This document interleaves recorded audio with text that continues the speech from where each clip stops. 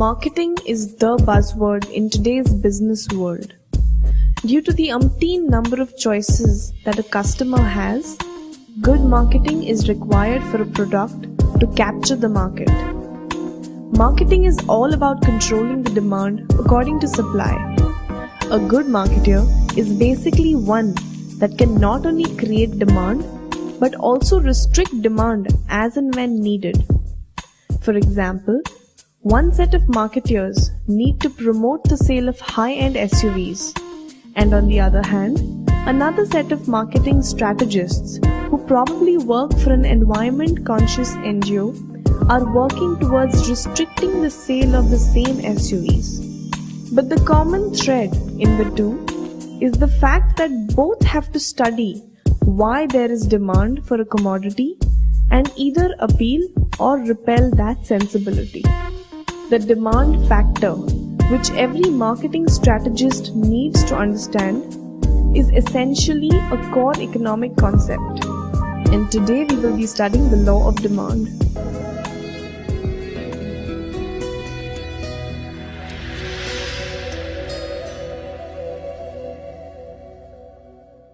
Not everyone is the seller, but choicelessly, without any exceptions, all of us are buyers.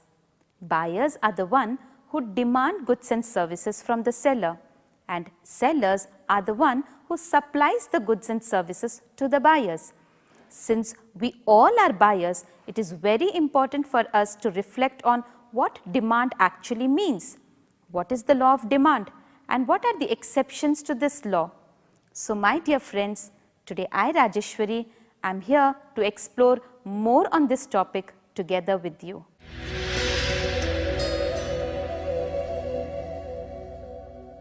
Let's start our topic with the meaning of the term demand.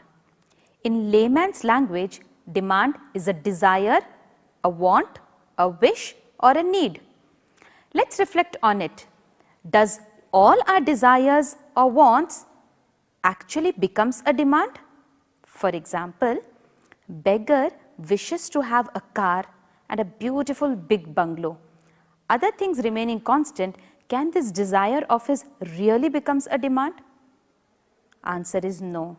And the reason is very simple, because he lacks the ability to buy. Take another situation. Does every desire of a rich miser man becomes a demand? Again the answer is no.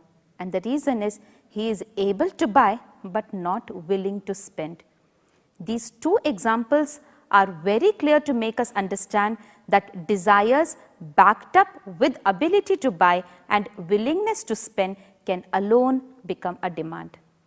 Now let's take a statement from the consumer's point of view. Meera bought 5 cotton saris at the rate of 400 each in mid-October. Here, Meera is a consumer.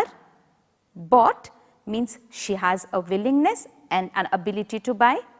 5 is a quantity, sari is a commodity, and the rate of 500 rupees each is a particular price, and mid-October is the period of time. Keeping all these factors, let's now define the term demand. Demand is the quantity of a commodity that a consumer is willing and able to buy at a particular price over a period of time.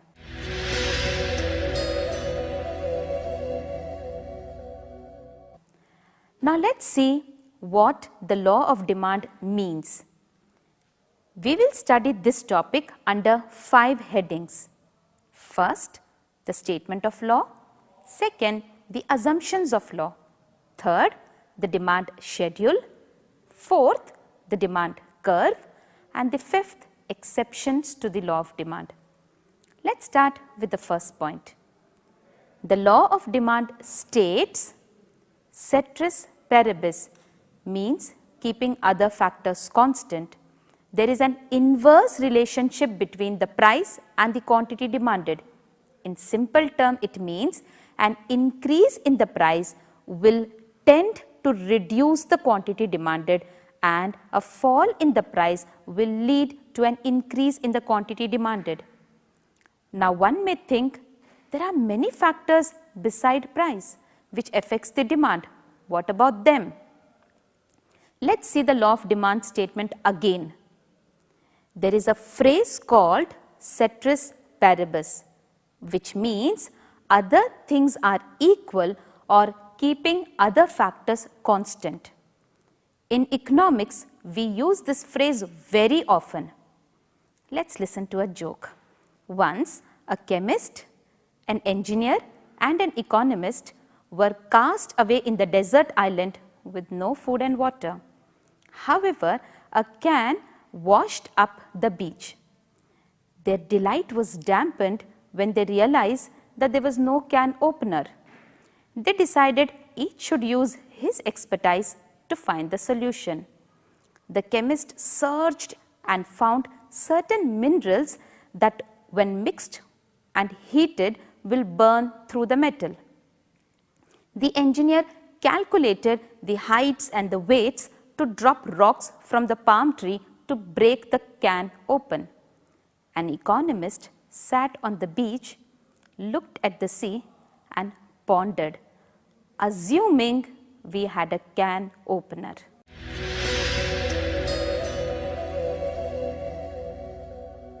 In economics, all laws work only under certain assumptions. Since we want to see the effect of changing one variable, that is price, upon the quantity demanded, we need to prevent the other variables from changing. Here, in case of demand, we know that besides the price of that very commodity, there are many other variable factors which affects the demand. Like, first, the price of substitute good. Second, the price of complementary goods. Third, income of a consumer. Fourth, taste, preference or fashion. First, two goods are called substitute goods if they provide equal level of satisfaction and can be used in place of one another. Example, Coke and Pepsi. The quantity demanded of Coke will definitely rise if the price of Pepsi rises. Second, the price of complementary goods. Two goods are called complementary goods if they are used together to satisfy a particular want. Example, car and petrol. If the price of petrol reduces, it surely increases the quantity demanded for a car. Third, income of a consumer. If the consumer's income rises, the demand for luxury goods will start rising.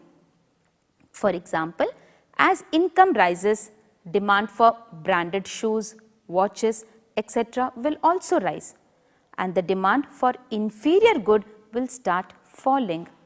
For example, as income rises, demand for low quality grains, travelling by bus, etc. will fall. Fourth, taste, preference or fashion. These things directly influences the demand for a commodity. If a commodity is in fashion or is preferred by a consumer, then its demand will rise. These are few of the many factors which affects the quantity demanded of a commodity.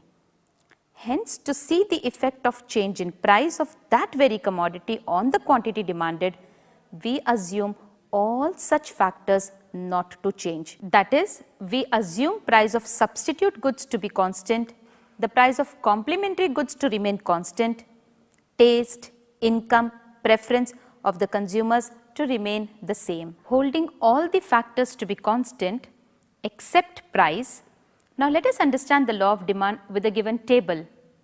First column represents the price of pastries in rupees. The second column represents the quantity demanded for pastries. The table clearly shows that more and more units of pastries are demanded when the price of the pastries falls. That is, as price rises from 10 to rupees 50, the quantity demanded falls from 500 units to 100 units. With the help of the above data, let's plot the graph and see the shape of demand curve. In the graph, x-axis represents units of pastries demanded and the y-axis represents the the price of pastries. With the help of a demand schedule, we can plot the demand curve. After plotting, the following observations can be clearly made about the demand curve. First, the demand curve goes downward from left to right, indicating the inverse relation between the two variables price and quantity demanded. It happens due to income effect, substitution effect and law of DMU effect. Second, the law of demand does not establish any proportional relationship between the change in price and the resultant change in the demand. If price rises by 20%, quantity demanded may fall by any proportion depending on the elasticity. Thirdly, the law of demand only explains the effect of change in the price on the quantity demanded. It does not show the effect of change in quantity demanded on the price of the commodity. Now one may ask, is it that demand curve always slopes downward, indicating the inverse relation between price and quantity demanded? The answer is no. In certain special cases, the reverse may occur. That is, an increase in price may rise the quantity demanded and a decrease in price may reduce the quantity demanded, leading to an upward moving demand curve with a positive slope. These circumstances are known as exceptions to the law of demand.